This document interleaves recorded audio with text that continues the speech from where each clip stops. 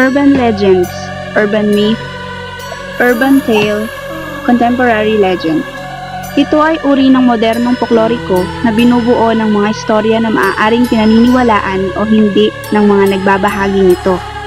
Sa kabila ng pangalan nito, ang urban legend ay hindi nangangahulugang sa urban na pamayanan ito nagmula, kundi ito ay ginagamit upang ipakita ang pagkakaiba ng modernong legend at sa tradisyonal na folkloriko noong unang panahon. Ang urban legends ang nagtutulak at nagpapayaman sa mga paniniwala at tradisyon ng isang komunidad.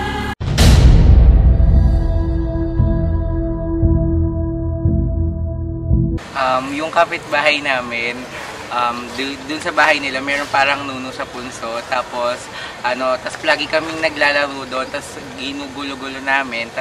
Pero parang ginugulo namin yung punso, tapos pinagbabawalan kami nung nanay nung friend ko. Tapos parang pinapatanggal na yun ng mga kapitbahay namin, napakailan meron namin kapitbahay. Tapos ayaw nila tanggalin. Tapos sooner or later, kapag may mga struggle sa kanila, hindi sila nahihirapan or what. Sabi nila, tinutulungan daw sila ng mga duwende na yun.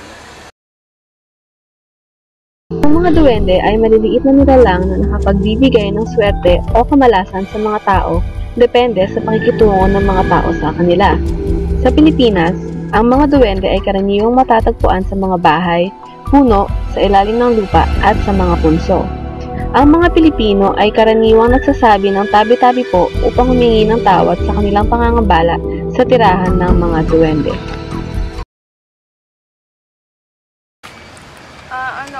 Hindi kasi ako talaga nakakakita kasi hindi bukas yung third eye ko. Pero yung tipong nakakaramdam, nakakarinig ganun.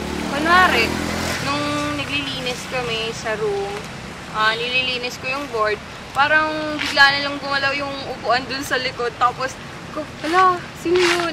Wala na ako nung mga kaklase. Parang ako na lang, yung iba sa labas na sila naglilinis. Kaya parang turn on.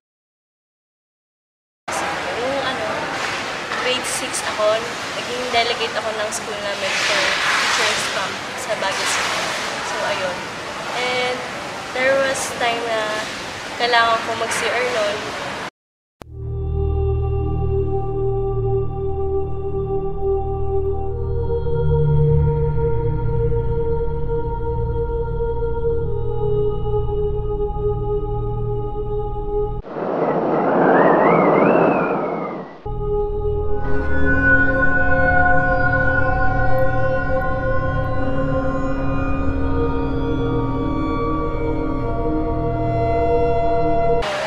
Nakaramdam naman ako. Talagang alamig ng surroundings ko. Kwento-kwento lang tungkol sa mga ganun. Halimbawa, may narinig akong kwento sa men's dorm daw. Matagal na siya na nagpakamatay, ganyan. Tapos kinulong niya yung sarili niya dun sa cabinet, tapos pinalak niya dun sa roommate niya. Yung parang mga ganun.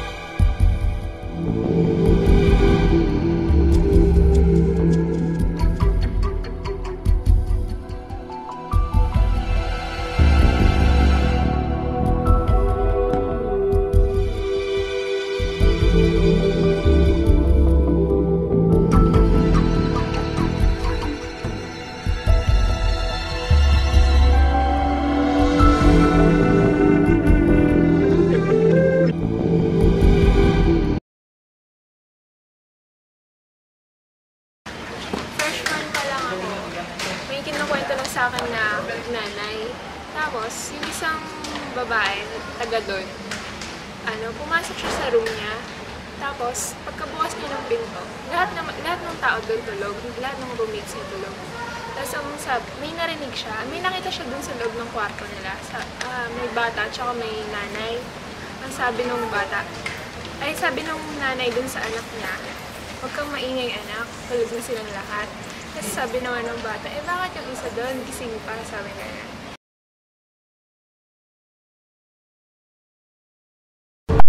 Multo ang tawag ng mga Pilipino sa mga kaluluwang hindi matahimik. Ang mga espiritong hindi matanggap ang kanilang kinahinatnan ay patuloy na naninirahan sa mga lugar na mahalaga sa kanila nang sila ay nabubuhay pa.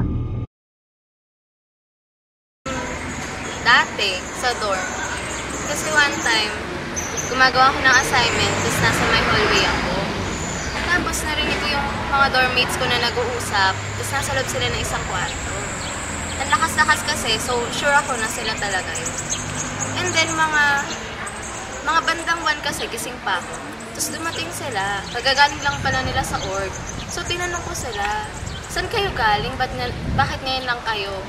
Parang kanina, narinig ko na kayong nag-uusap. Tapos sabi nila, ano sinasabi mo? Kababalik lang namin. Parang ganun. So parang ako naman, natakot. Meron din namang uri ng multo na nanggagaya ng pisikal na anyo ng mga taong nabubuhay. Ang tawag sa kanila ay mga doppelganger.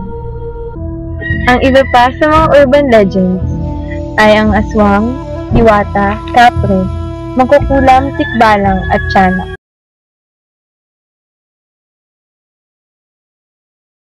Yung siguro masyadong rich yung culture natin para makabuo ng mga ganong kwento or if ever kung maniwala man tayo sa mga ganon. Yun. Hindi naman siguro tuturuan yung mga Pilipino na matakot sila. Yun. Kumbaga, lang. Sabi natin, every November 1, ganon, ba nagsa-celebrate. Hindi mas-celebrate or parang dinadao sila yung All Saints Day or parang All Saints Day. Parang gano'n. Parang ibig sabihin nun, kapag November 1 ay may mga lumalabas na gano'n. Parang nagiging notion na sa mga Pilipino, sa ating mga Pilipino na kapag November 1 ay nagpaparamdam yung mga mahal natin sa buhay, kailangan natin sa dalaga, yung gano'n. Tingin ko, importanteng part na siya nung kultura kasi dati pa namang may mga ganyang urban legends. Tapos, tingin ko hindi na talaga siya mawawala sa culture kasi nga kahit sa mga simpleng usap-usapan lang ganyan, parang na-entice kasi yung imagination ng mga Pilipino. Tapos minsan nasasatisfy din yung need nila for entertainment or for knowledge. Ganun. Siguro sabi nito na minsan pag di natin kayang i-explain, inilalagay na lang natin siya sa pagiging supernatural. Tapos, siguro katamaran na rin yun. Kasi parang wala tayong tiyaga na alamin yung katotohanan, gano'n. Kasi nasa culture na natin yung magtatakutan. So, tingin ko, okay lang naman sa akin yung meron tayong mga paniniwala na may multo. Kasi yun nga yung parang dun tayo nakikilala ng ibang mga taga-ibang culture, gano'n. Pero bad siya in a way na parang yung religious beliefs mo, parang iniiba. Parang nawawala yung faith mo kay God. Katulad nun, tayong mga Pilipino, since parang ang daming mga ganitong klaseng pangyayari sa atin, sa normal na buhay ng mga tao, parang nag-start tayo na maniwala kagad. Without really finding out kung ano ba talaga yung, halimbawa, iba pala yung narinig ko, pero hindi ko rin sure, pero naniwala ka ganun. Parang ganun siguro.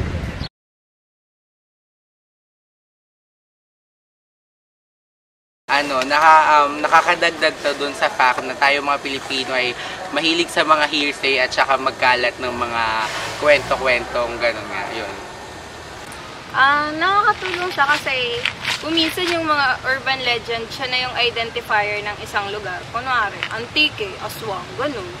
So, nakakatulong siya sa pagbuo ng identity.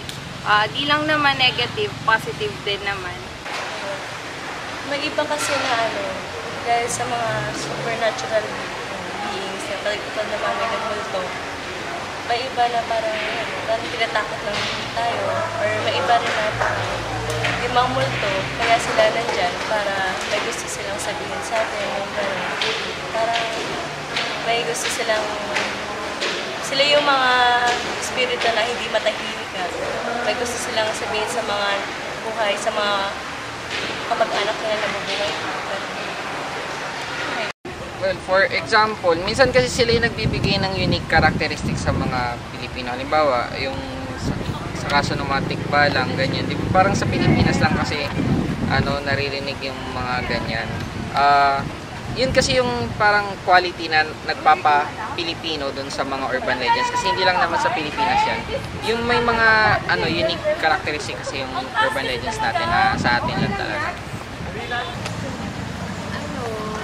Nakikilala yung mga Pilipino kasi kung titignan mo yung mga nasa ibang bansa, parang ang seryoso na nila sa ibang bagay. Parang nawawala yung pagiging fun nila sa sarili nila, yung gano'n. Parang lagi na lang technology, ganyan. So, kumbaga sa pagiging creative ng utak mo, parang andun pa rin yung fun ng buhay. Natatakot kagad tayo. Halimbawa, may nagkwento sa atin ng ganito. Matatakot rin tayo sa place na yun kahit hindi rin naman natin nakikita yung hindi pa natin na-experience yung na-experience nila. Parang siguro.